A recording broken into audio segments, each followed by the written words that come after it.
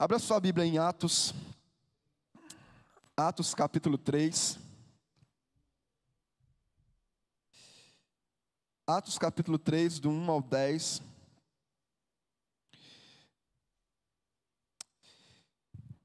Eu quero compartilhar um pouco daquilo que o Espírito Santo de Deus tem gerado no meu coração.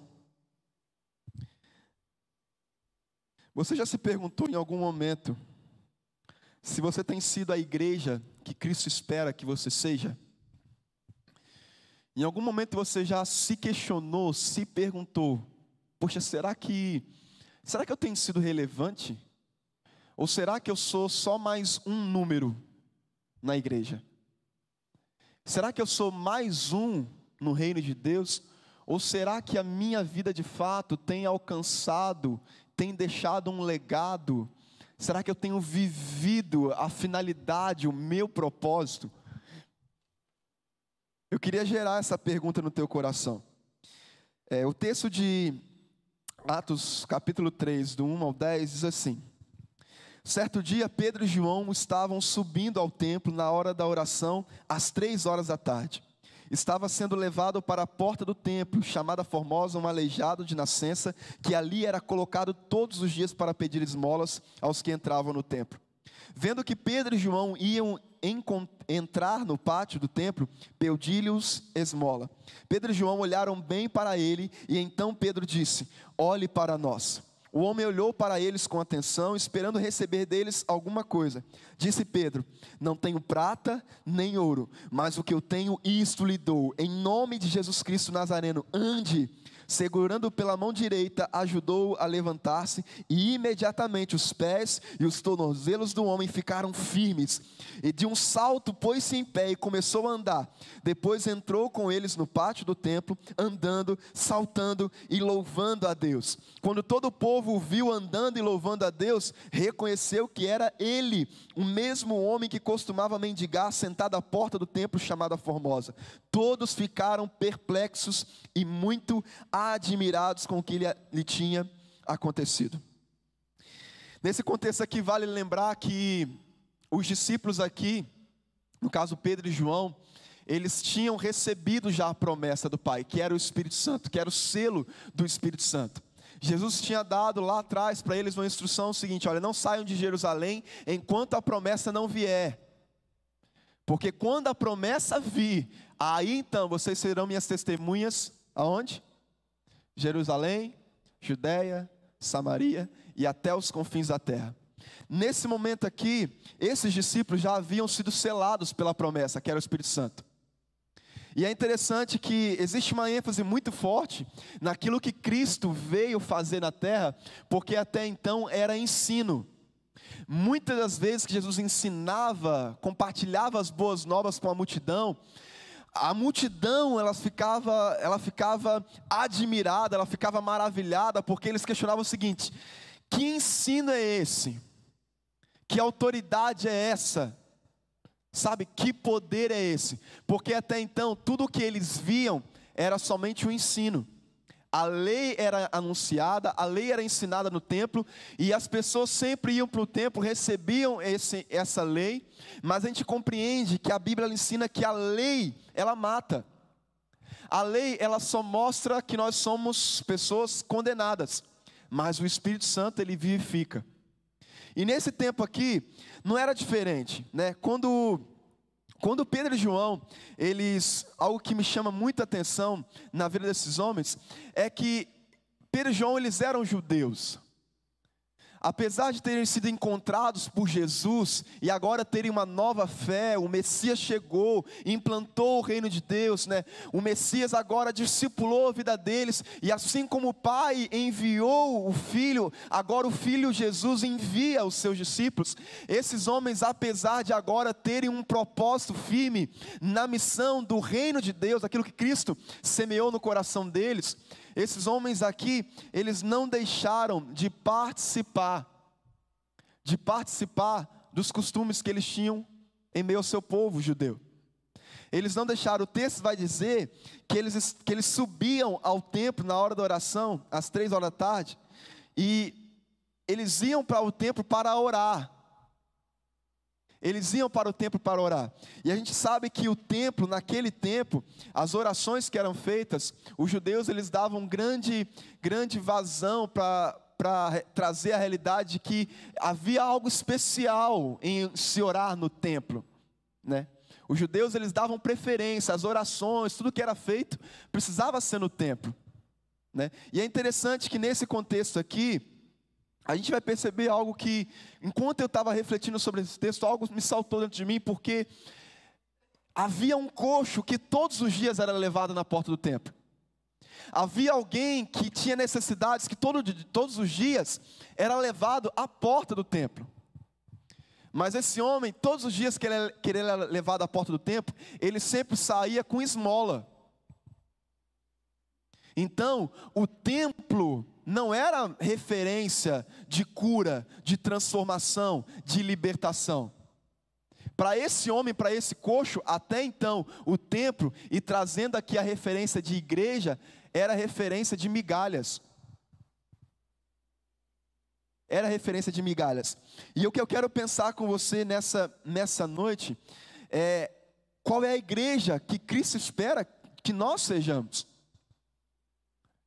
Quando foi que a igreja de Cristo, ao invés de passar a ser uma referência de cura, um lugar onde as pessoas vêm e experimentam cura, quando que a igreja de Cristo foi um lugar onde as pessoas recebem migalhas e voltam para casa do mesmo jeito? Qual é a igreja que eu estou sendo? Houve uma transição muito forte nesse contexto aqui, porque os discípulos agora transicionaram, eles reconfiguraram agora o que é a igreja. Se antes, né, o povo ali, eles iam para o templo para orar, mas os coxos continuavam coxos, né, os aleijados continuavam aleijados, os cegos continuavam cegos, agora com Cristo, com a implantação do reino de Deus, agora o coxo, ele voltava para casa, mas agora ele voltava para casa com identidade, com dignidade e curado. Curado. A igreja que eu e você precisamos ser, gente, é uma igreja que traz cura. Uma igreja que traz cura. A gente não pode ser uma igreja que simplesmente que dá para as pessoas segundo as suas necessidades. O mendigo ali, o coxo, ele pedia algo. Ele pedia esmola. Era o que ele pedia, mas o papel da igreja não é dar para as pessoas aquilo que as pessoas pedem, mas aquilo que as pessoas precisam. Jesus. Jesus. Sabe, e eu quero trazer algumas coisas para a gente poder pensar e para a gente poder aplicar sobre a igreja que Cristo espera de mim. Qual é a igreja que Cristo espera de mim? Nesse contexto, a primeira coisa que eu queria trazer ao meu coração e ao seu coração nesse texto, que a gente aprende com a vida de Pedro e João aqui, nesse momento em que eles estavam no templo, é que a igreja de Cristo, ela precisa carregar uma fé equilibrada. A igreja de Cristo precisa carregar uma fé equilibrada. E onde eu aprendo isso? Eu aprendo isso quando esses dois homens, mesmo tendo uma fé agora em Cristo Jesus, o Cristo ressurreto, mesmo agora recebendo o evangelho não somente de ensino, mas de poder, esses dois homens, eles continuavam a manter o contato, o relacionamento com o seu povo judeu, indo para o templo orar. Esses homens, eles sabiam que a fé daqueles que eles encontrariam ali, naquele ambiente, provavelmente era uma fé diferente daquilo que eles criam. Eles sabiam que muitos que estavam ali no templo foram responsáveis por mandar o seu mestre para a cruz. Mas mesmo sabendo disso, esses discípulos, eles foram para o templo e eles iam, o texto fala que eles iam para orar. Eles não abriram mão dos seus costumes.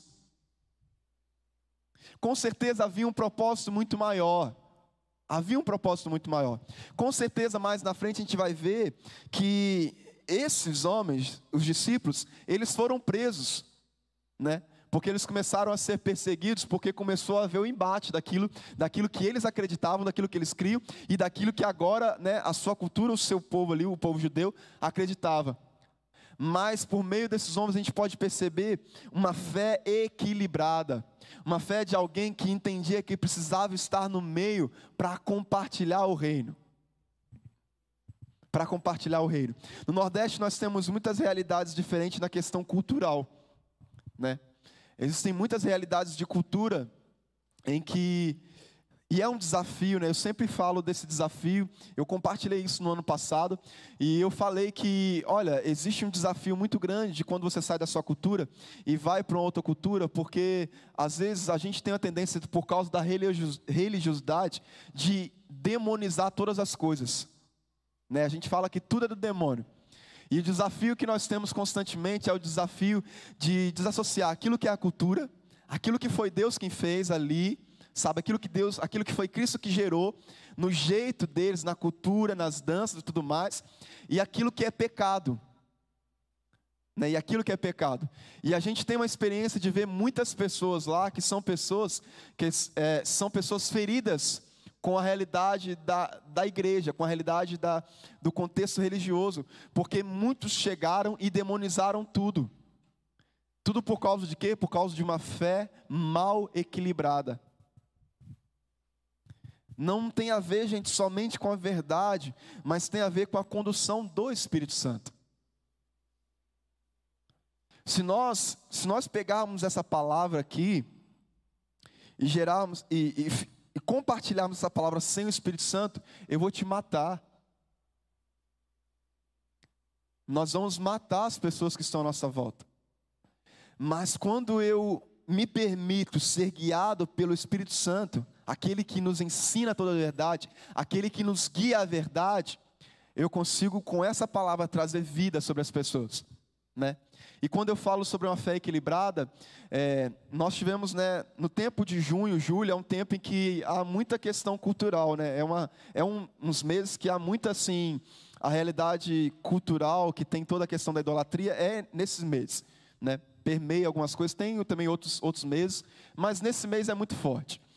E a gente tem, lá eles têm a cultura de, nesse mês, eles fazerem, geralmente a semana da fogueira, né? Eles fazem fogueiras na frente da casa, né? É um costume cultural deles, né? E é interessante que eu comecei a perguntar para eles. Sempre quando tem alguma coisa assim que é muito cultural, muito típica do lugar, eu sempre pergunto, mas por que disso? Ah, mas por quê? Gente, e pasmem, eles não sabem. Gente, de verdade. E às vezes a gente chega lá e a gente às vezes briga por causa de uma fogueira, sendo que nem mesmo eles sabem o que é. Pasmem, de coração, de verdade, eu pergunto, e a maioria, gente, de 100%, 90 e poucos por cento não sabe. Ah, é porque vem um costume, nós temos esse costume sempre nesse mês, de fazer essa fogueira. O que nós fazemos como igreja? Nós sentamos junto com eles na fogueira, gente. E aí essa fogueira eles fazem, né, geralmente na frente das casas, no quintal e tudo mais, e fazem um tempo de comunhão, né, Tati? Já participou dessa fogueira aí, né? Fazem um tempo de comunhão ali, às vezes queimam a carne, ficam ali conversando, né, e tudo mais. E aí muitas pessoas do lugar, né, com essa identidade religiosa, elas criticam, né? Criticam o fato, não, mas você está idolatrando, está participando daquilo que é algo que é idolatria, enfim. E aí, quando eu falo sobre ter uma fé equilibrada, gente, eu falo sobre uma fé que gera relacionamento e ponte para a gente poder compartilhar o reino de Deus. Sabe, se a gente às vezes não entende, se a gente não senta para aprender, para perceber, a gente às vezes a gente parece que é dono da verdade, e a gente às vezes está tão preocupado em falar a verdade, que a gente às vezes não senta nem para ouvir. A gente não senta nem para aprender, para entender por quê. Por que ele age desse jeito? Por que ele faz desse jeito? Sabe? E às vezes tudo tem uma explicação, às vezes é a cultura, foi criada assim, foi ensinada assim, e às vezes nós precisamos ter a sabedoria do Espírito. Sabe, uma sabedoria que é o Espírito Santo de Deus quem nos dá, para construir pontes, para que o Evangelho, o acesso do Evangelho fique livre, para que as pessoas possam de fato encontrar-se, terem uma experiência real com Cristo. Mas tudo isso, é preciso uma fé equilibrada.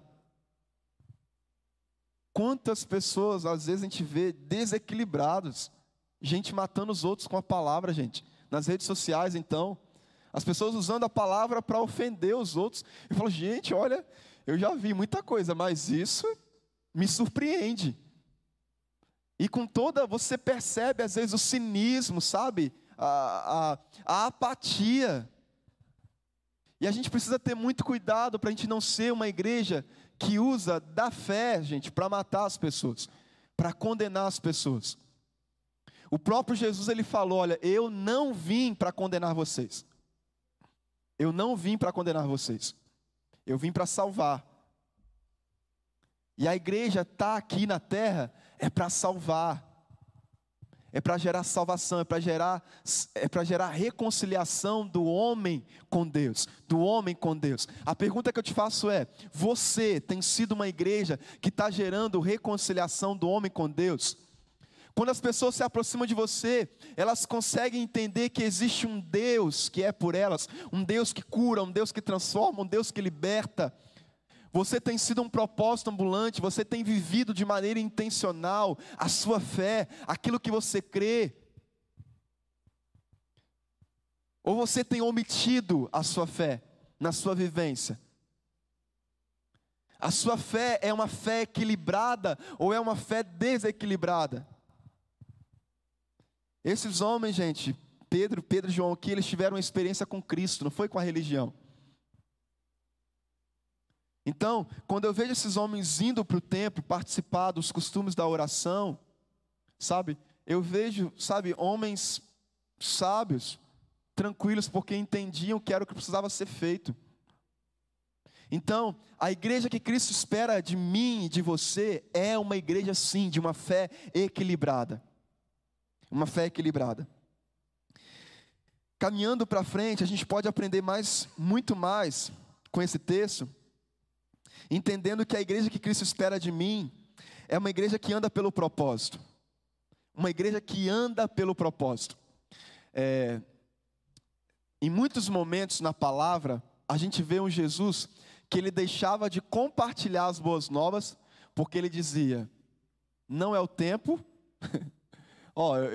Eu tenho, por várias vezes Jesus falava para os discípulos o seguinte, olha, eu não vou compartilhar mais com vocês, porque vocês não suportariam compreender. Então, olha só, Jesus, eu não vou compartilhar mais, porque eu entendo que não é o momento, não é a hora.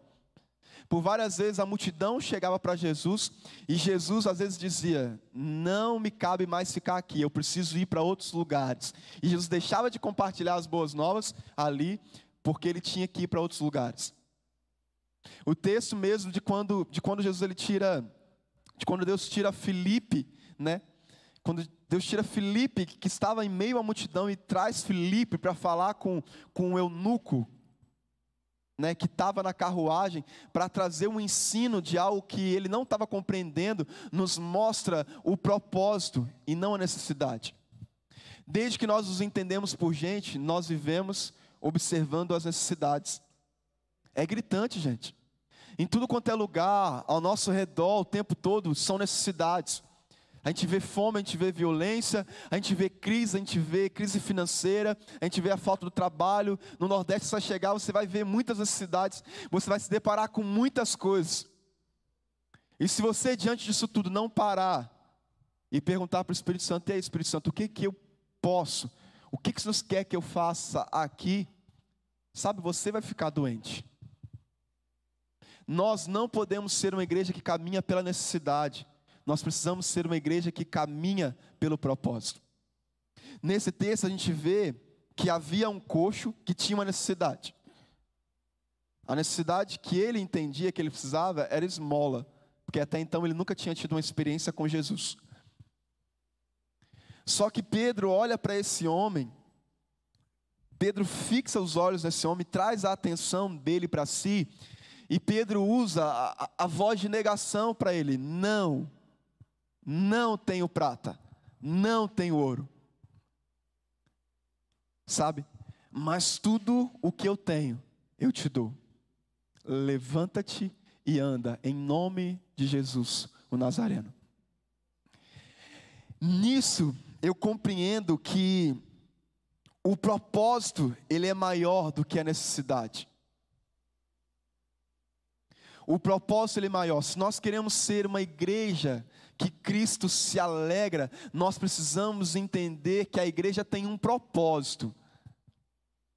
Que você tem um propósito. Quando você caminha pelo propósito, você não se perde em meio às necessidades. As necessidades, elas não te sufocam. Porque existe um propósito. O seu coração está sendo guiado por um propósito.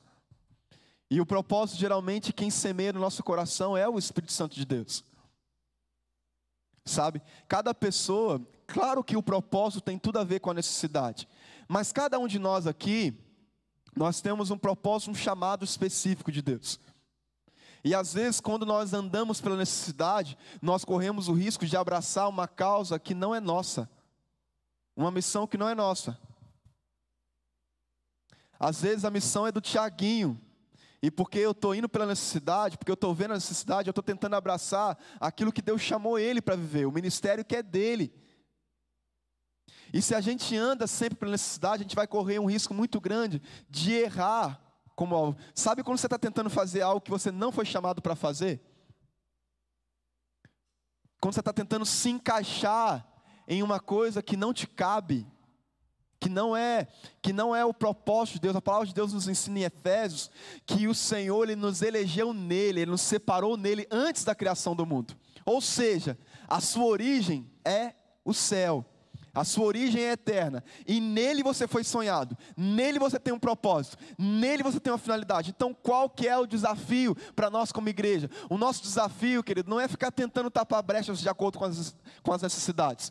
O nosso desafio é entender qual é o nosso propósito, qual é a nossa missão, nos agarrar a isso e ir para cima. E isso, falando disso, gente, tem tudo a ver com relacionamento com Deus. Tem tudo a ver com discernimento da voz do Espírito Santo de Deus. Quantas pessoas, gente, dentro da igreja perdida, não sabe o seu propósito, não sabe para onde está indo. Ele só vai tentando se encaixar em tudo que dá para fazer, porque ele não entende o seu propósito. Ele não sabe a sua missão. E aí tudo que ele está fazendo só está gerando desgaste, mas ele nunca vê, sabe? Ele nunca vê, às vezes, a ação de Deus e aquilo ganhando peso. Não há satisfação, não há brilho nos olhos, não há euforia, porque aquilo que ele está fazendo parece que é só um serviço. Já percebeu como é diferente alguém que está vivendo o propósito e alguém que está fazendo algo pesado? É diferente, não é diferente? Não é diferente quando você está fazendo algo apaixonado. Já viu um casal apaixonado, gente? Casal apaixonado, eles se cuidam, eles se amam, eles são fiéis, eles são leais um ao outro. Você vê aquela dinâmica gostosa ali. Mas você já viu o casal quando está com problema e não consegue resolver? É triste de se ver. Tem muita gente que está casado com um propósito errado. Gente que está vivendo algo que não foi chamado para fazer, mas porque tem a necessidade, ele está se juntando.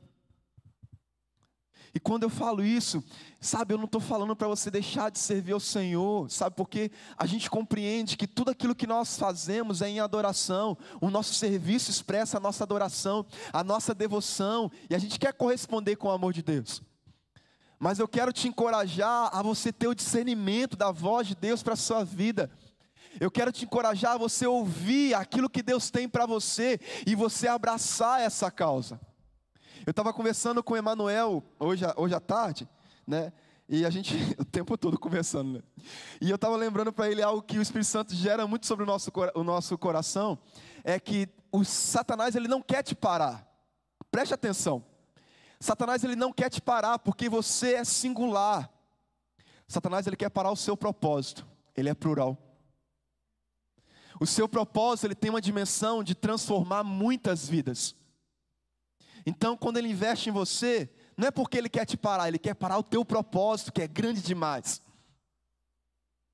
E ele sabe que você foi sonhado para viver algo grande no Senhor. Ele sabe que Deus nos levantou como uma geração que é a resposta da humanidade. Satanás, ele sabe que Cristo em nós é a esperança da glória. Satanás sabe. E quantos de nós, por não compreender o seu propósito, por não entender, sabe, que Satanás não tem nada contra você em si, Satanás ele tem algo contra o seu propósito. O seu propósito é o problema dele.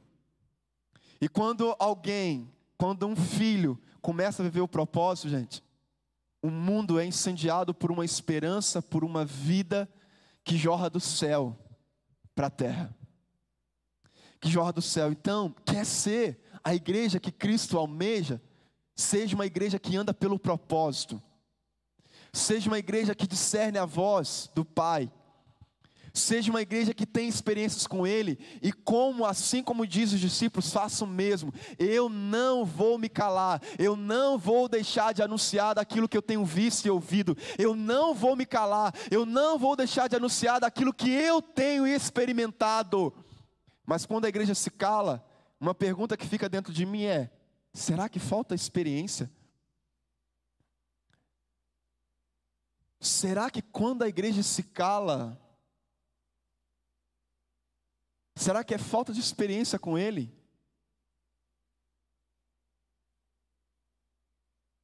Gente, é desafiador, mas eu gostaria muito que a vida com Cristo fosse simplesmente só o seu momento a sós com Deus.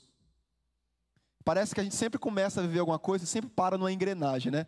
Você já percebeu? A gente começa a pregar sobre o amor, trava naquela engrenagem do amor, e aí daqui a pouco falta exortação, falta correção, a gente tem que ir virando a engrenagem sempre. A vida com Cristo é um movimento constante do Espírito Santo, de Deus, em nós, primeiro em nós, e depois através de nós. Compreende isso? E é interessante que essa engrenagem, ela precisa estar em constante movimento. E aí quando você está no seu momento, a sós com o Pai, você está ali, né, regando o teu coração, alimentando o seu coração, sendo limpo pela palavra, né, e Jesus está gerando vida em você, transformação, te instruindo, né, aquele momento gostoso que você tem com o Senhor, é lindo isso, é romântico. Mas é no dia a dia que você vai aplicar essa verdade. É quando você saiu do seu quarto, você saiu do seu lugar em que você estava no momento a sós com o Senhor ali, de leitura da palavra e oração, e agora você precisa aplicar essa verdade com a sua família. Você precisa aplicar essa verdade indo para o trabalho, para a faculdade. Você precisa aplicar, viver aquilo que você aprendeu, aquilo que o Espírito Santo gerou sobre você. Esse é o desafio da igreja.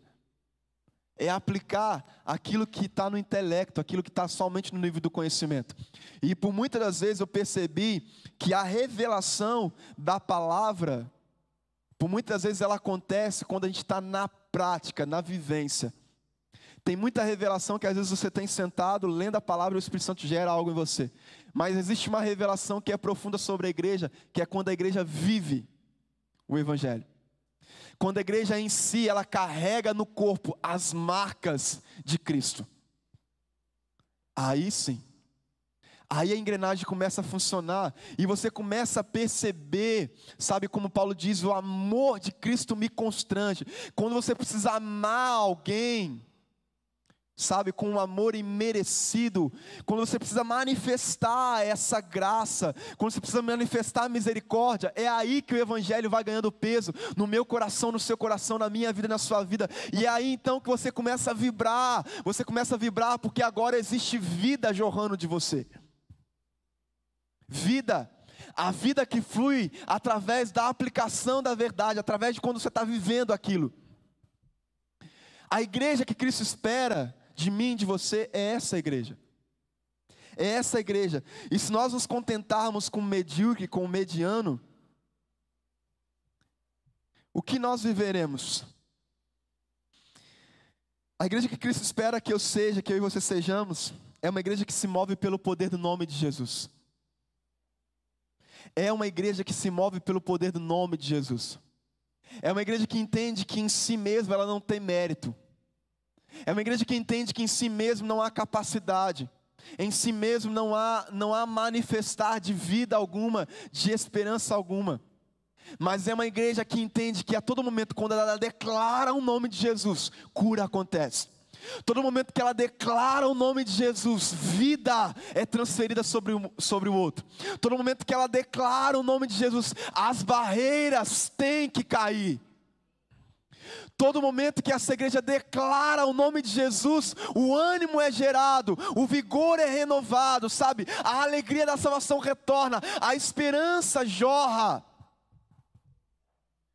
E a igreja então, por declarar o nome de Jesus sobre a vida dela, ela consegue então declarar o nome de Jesus sobre a vida de outras pessoas e levar vida.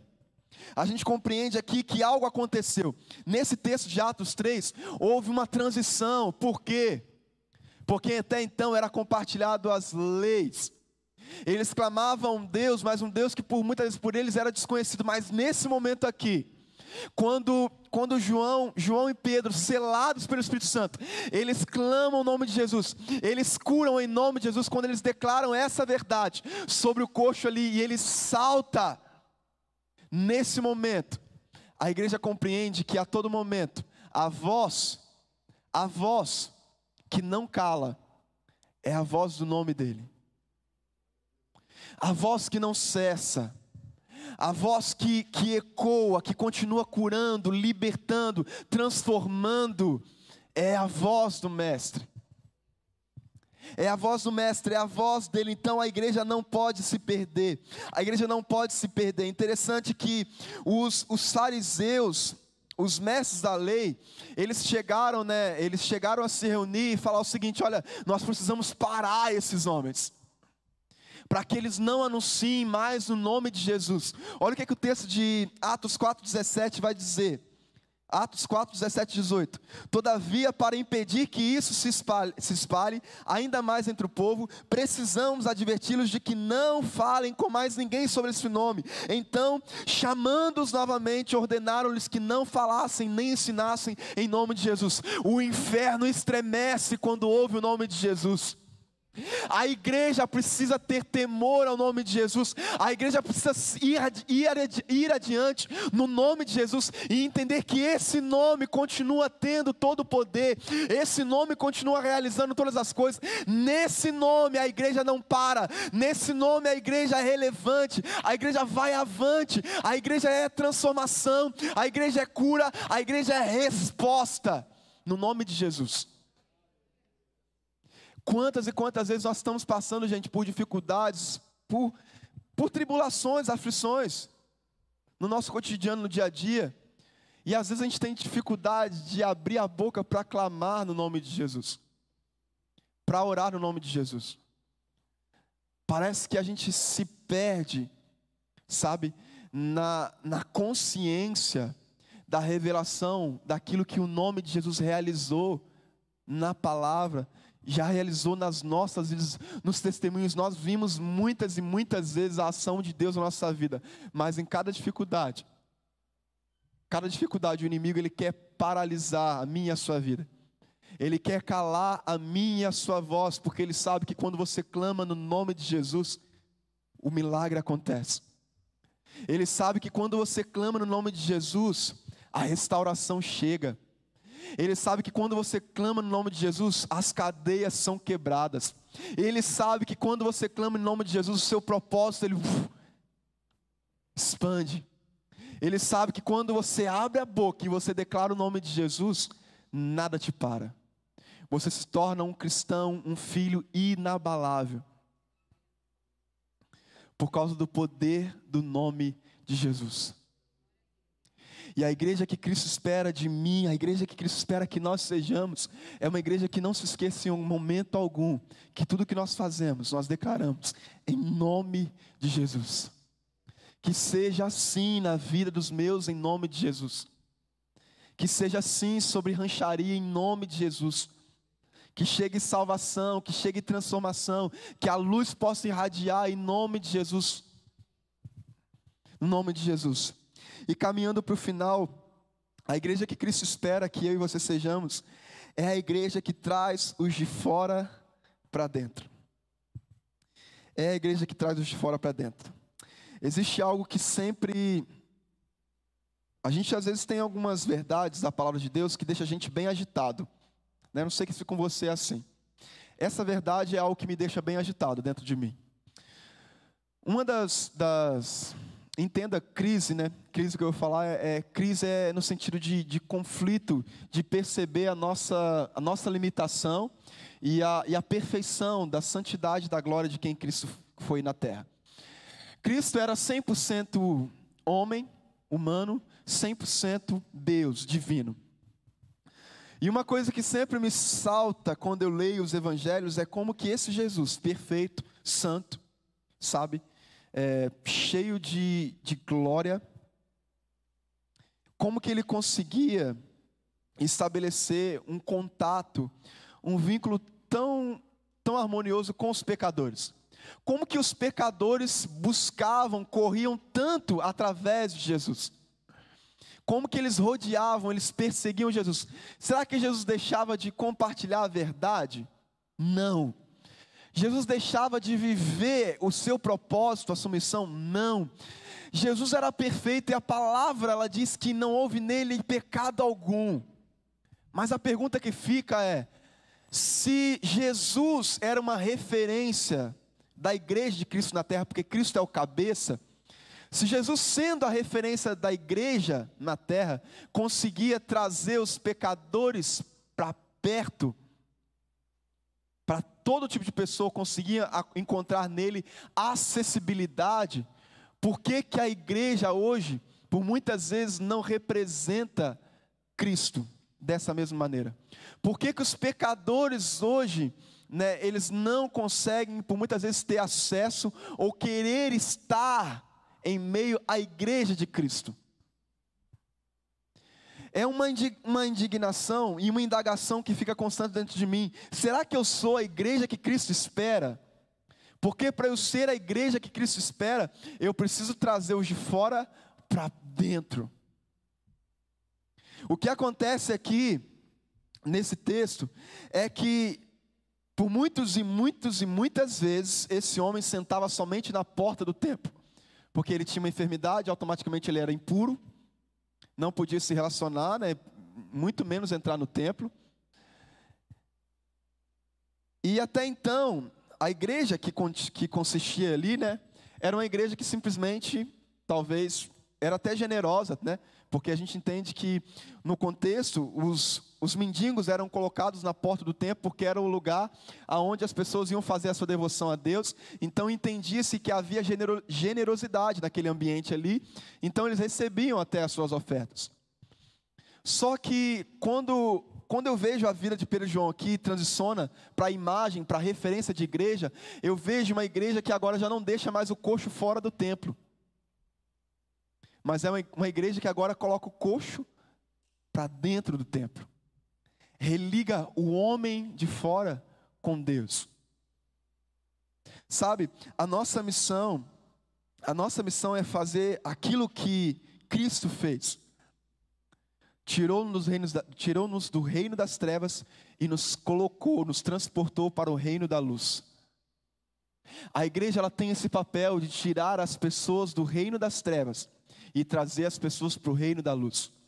Mas para essa igreja cumprir o seu papel, essa igreja precisa ser como Cristo foi.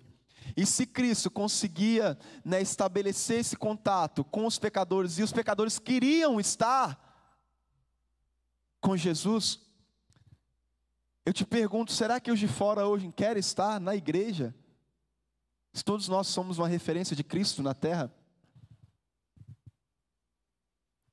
As pessoas, por vezes, elas não querem estar. Será que Jesus era do tipo intolerante? Será que Jesus enfiava por goela abaixo aquilo que ele estava ensinando? Não. Existia uma profundidade naquilo que Cristo vivia que, confesso para você, eu penso, reflito, me indago, busco, e eu sei que eu não cheguei ainda nessa compreensão. Mas se alguém que era perfeito, alguém que pregava a verdade, se ele estabelecia um contato tão olho no olho, tão direto com essas pessoas, e essas pessoas, mesmo sabendo que elas eram miseráveis pecadoras, elas continuavam ali buscando Jesus, querendo estar perto de Jesus, eu compreendo que nós também precisamos ser esta igreja em que os de fora queiram estar. Quando eu vejo Pedro aqui, ele declarando essa verdade: não tenho prata nem ouro, mas tudo que eu tenho te dou, levanta-te e anda. E o texto fala que esse homem, ele salta, ele pula imediatamente, os seus tornozelos ficam firmes. E esse homem, então, agora ele entra para o templo, coisa que ele nunca fez, porque ele era coxo de nascença. Ele entra para o templo saltando, pulando e adorando a Deus. E aí então, a igreja começa a manifestar o reino de Deus, trazendo os de fora para dentro. Os de fora para dentro. Eu quero caminhar para o final dessa palavra. Nós compreendemos que nós falamos muito a respeito de propósito, né? De chamado, e parece que Deus está sempre chamando o outro. Parece que Deus está sempre falando algo com o outro, sabe? Mas existe uma ênfase que eu queria trazer sobre o teu coração nessa noite, é que eu e você, nós precisamos entender que nós somos responsáveis com aquilo que nós carregamos. Nós somos frágeis como um vaso, como um barro, sim. Mas existe um tesouro em mim e em você. Existe um tesouro em mim e em você. E se você recebeu de fato esse tesouro, se você teve de fato uma experiência com esse Jesus, ei, a sua voz não pode se calar. Não pode deixar de fluir de mim e de você a vida de Cristo. Porque a palavra de Deus fala que do nosso interior fluirão rios de águas vivas. Então deixa fluir de você. Você é uma fonte inesgotável de Cristo na terra, porque Ele está em você. Então deixa fluir. Não limita aquilo que o Espírito Santo tem gerado em você e através de você. Se torne independente, sim, sabe? Mas também se torne responsável. Existe algo que o Espírito Santo de Deus soprou sobre o meu coração nesses dias que eu estava no Rio. E o Espírito Santo falou o seguinte: Cláudio, intimidade gera responsabilidade. Quanto mais íntimo, mais responsável. Quanto mais intimidade você tem, mais responsabilidade com Ele você tem. E se nós, às vezes, por vezes, temos uma igreja que não é responsável com aquilo que ela carrega, eu temo a dizer que, por vezes, isso é falta de intimidade. Você vai ver muitos irresponsáveis íntimos. Mas você jamais vai ver alguém íntimo dele, irresponsável. Todo íntimo, ele entende a responsabilidade. Quando você se casou, você estava entrando em um tempo de uma intimidade maior, né? E o Espírito Santo aí falou comigo: Cláudio, intimidade vai além do prazer. Intimidade vai além do prazer. Para vocês que são casados, vocês sabem do compromisso que é assumir alguém, fazer o outro feliz, perder. O quanto que a família trabalha e forja o caráter do homem e da mulher nesse sentido. Com Cristo não é diferente.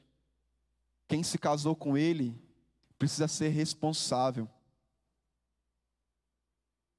E parece que às vezes a igreja, ela se diz casada com Cristo, mas está vivendo uma vida de solteiro. Ela se diz casada. Ela se diz ser noiva de Cristo. Mas uma noiva que não tem compromisso, não tem responsabilidade com o noivo, é uma noiva de fachada. Eu quero gerar no teu coração nessa noite essa pergunta: você tem sido a igreja que Cristo espera que você seja? Quando nós trazemos uma palavra como essa, a gente não tem a ideia aqui de construir uma utopia, de uma coisa irreal, de perfeição. Não. Mas é encorajar nós sermos uma igreja responsável. Uma igreja que olha para a palavra, aprende com a palavra, mas que vive a palavra. E viver dói.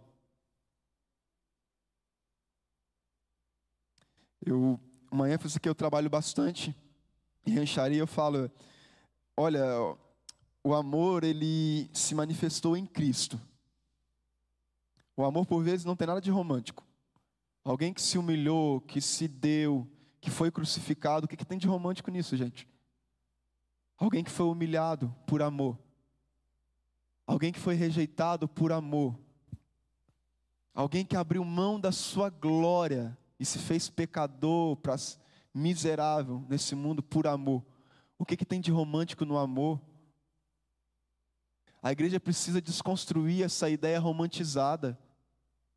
E precisa viver um evangelho real, de entrega, de renúncia. Porque é assim que a igreja vai conhecer e viver o real evangelho.